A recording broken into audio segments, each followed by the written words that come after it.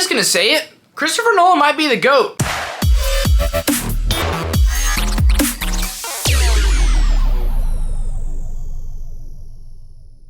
What's going on, guys, and welcome back to the channel. Christopher Nolan's 12th movie just hit theaters this weekend in Oppenheimer. So today we have to rank all 12 of his movies by placing them on their proper tiers.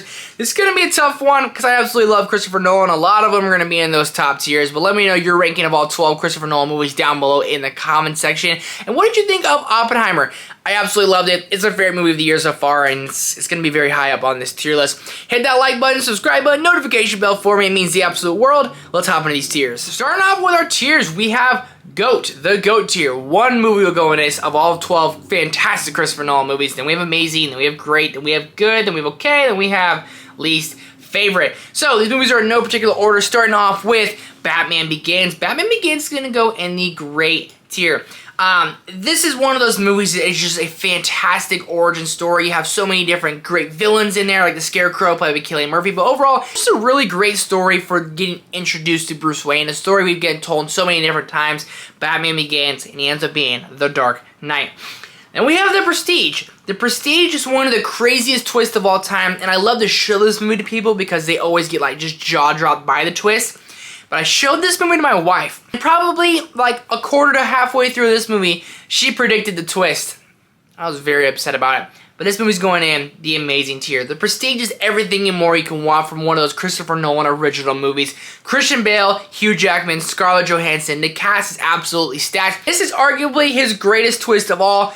If you haven't seen The Prestige, I mean, just go see it. When that twist hits, my jaw dropped to the floor. I had chills over my entire body. It's so engaging, it's different, it's dark, it's weird, and it's intense. And if you're like my wife and you predicted it, kudos to you, but I never saw it coming in a million freaking years. Inception is the next movie we're talking about, going in that amazing tier as well. Inception is one of those movies that I've watched 5 times and I still don't fully understand it. And it's one of those movies that constantly keeps people talking, which is absolutely awesome. Nonetheless, Christopher Nolan has, first off, a fantastic cast. Leo DiCaprio, Tom Hardy. You have, I believe, Cillian Murphy in there as well, Joseph Gordon-Levitt. The list goes on and on. But the hallway scene in this movie, the way he films it, I mean, it's unbelievable. It's probably one of, if not his best scenes he's ever filmed. Inception's one of those movies that every time I get done watching it, it just proves to me that he's my favorite director. And it stands tall. It stands really freaking tall. Oppenheimer, next up on this list. Oppenheimer gave me everything and more I could have wanted from a Christopher Nolan movie. It is my favorite movie of the year so far, and I think it's been a great year for movies. It's not going in GOAT, but it's going to go in amazing as well. Oppenheimer was just one of those movies that I was expecting it to go one way. A very kind of traditional, based on true story, World War II movie. But it went the complete opposite way. It had Christopher Nolan flair, the way he told the story from like different points in time, the way he had black and white to present day, and the way he had these twists and turns in there with fantastic performances. RDJ eats, Cillian Murphy kills it, Emily Blunt steals the show in the third act. Everything about this movie just makes me realize that why I love him so much.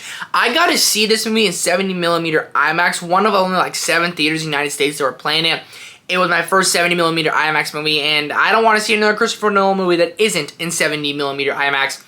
Oppenheimer's great. It's my favorite movie of the year, and I can't stop thinking about it, and I'm trying to convince my wife to go sit with me for 3 hours again in the theater, but she said it's too long, so it's just, I'm sad about it. Then we have The Dark Knight Rises, going in that amazing tier as well. I love this movie more than most people, and I will stand by that. A lot of people have problems with it, say it's not all that great, especially following The Dark Knight, and okay, that's fine, that's your opinion, but you're wrong, okay? Because The Dark Knight Rises, first off, the opening with Bane is absolutely fantastic, but I would say my favorite scene he's ever filmed when Bruce Wayne is escaping the prison. He has to climb without a rope. Dude, it just gets you hyped up, okay? I mean, when I watched the movie for the first time in theaters, I had to go back immediately and watch it again in theaters. This movie, it just means a lot to me.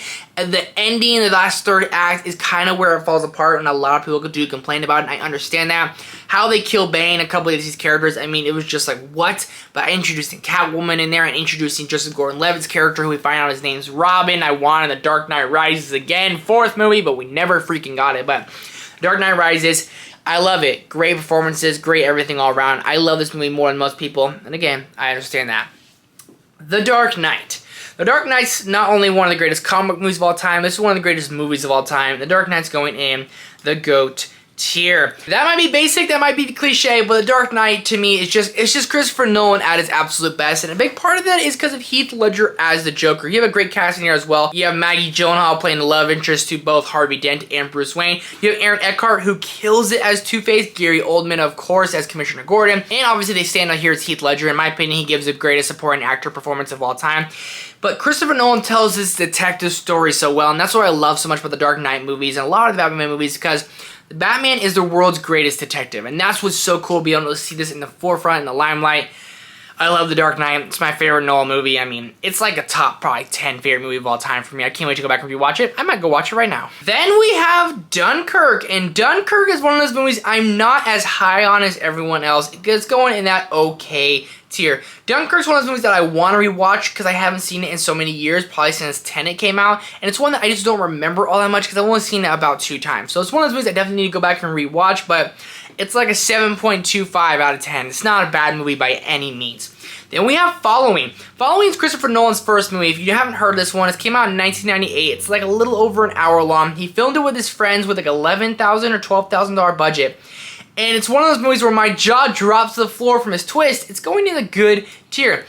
It's Christopher Nolan in his very first film with a fantastic twist. So it's just so cool to see and see how they made his movie with the budget and how they make the movie about following people. They make it kind of creepy, but also make it feel very real. And that twist by the end, I mean, I was like, wow, just for being a $12,000 budget, I did not expect to enjoy this movie as much as I did.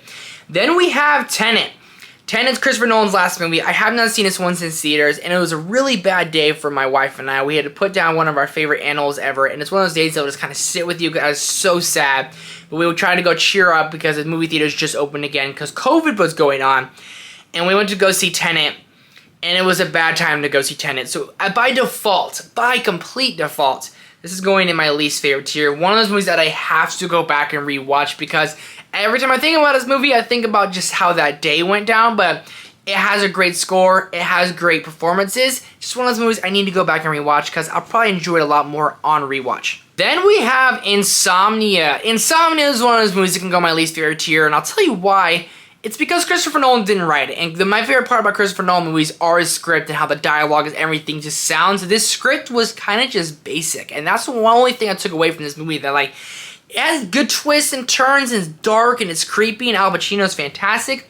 It's gonna go in that okay tier as well. Robin Williams is creepy as all hell in it. I always forget Robin Williams is in it. It's one of those ones I've seen one time, and when I was watching it, I was like, man, you can really tell Christopher Nolan didn't write it. Like, I was literally watching it, and I looked it up. I was like, did he write this movie? And he didn't, and I could tell. I really, really could tell. Then we have Interstellar. Interstellar is going to go in the amazing tier. I just rewatched this one the other day in order to film this ranking, and I didn't love it as much as I normally do. Their runtime definitely was felt, but talk about a space sci-fi epic and just how Christopher Nolan can go to any genre he wants, and he can just make a fantastic movie. And Interstellar is this sci-fi kind of like movie about NASA and how the world really overcorrected itself. They ran out of food, and now he's kind of going into space to go and find a habitable planet for his kids in the future.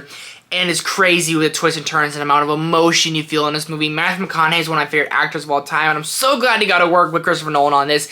A great score, great visuals, great twists and turns in there, and by the end, when he goes back to visit Murph, I mean, hits you right in the feels. And when he's on that planet, he comes back and he watches all of the videos that his kids sent him and how they grow up throughout the years. I get chills just thinking about the scene. It's unbelievably great. It's one of those movies that you have to watch multiple times. It's absolutely fantastic, and if people want to call this the greatest movie ever, I'll let them, because it's still that great. And finally on this list is Memento. I'm just not a Memento guy. For whatever reason, I just can't get into it. I've only seen it one time all the way through. Every time I try to go back and rewatch it, I kind of just end up falling asleep or turning it off. It's gonna go in the okay tier as well. Nothing against the movie. I still think it's good. I think it's dark, and I like the twists and turns that it does have. A lot of people say this is their favorite Nolan movie, but for me, it's definitely a bottom tier Nolan for me. Before we get out of here, let's rank all these movies, and we'll place them in order in which I like them. So, number 1, of course, is The Dark Knight. Number 2 is going to be Inception. Number 3 right now, I'm going to keep Oppenheimer. Number 4, I'm going to put The Dark Knight Rises. Number 5, I'm going to put Interstellar just above The Prestige, and then I'm going to have The Prestige at number 6. So The Prestige I'm having right at number 6. It's a little low, but I still love it. Then we have Batman Begins at number 7. Number 8, we have Following. I would say that I have Following higher than most people on their rankings. Then at number 9, I'll go Dunkirk. Number 10, I'll go Memento. 11, I'll go Insomnia. And at number 12, in my least favorite tier, is going to be Tenet. So there's my tier list ranking and regular ranking of all 12 Christopher Nolan movies. I love this man so much. I cannot wait to see Oppenheimer back again on the big screen.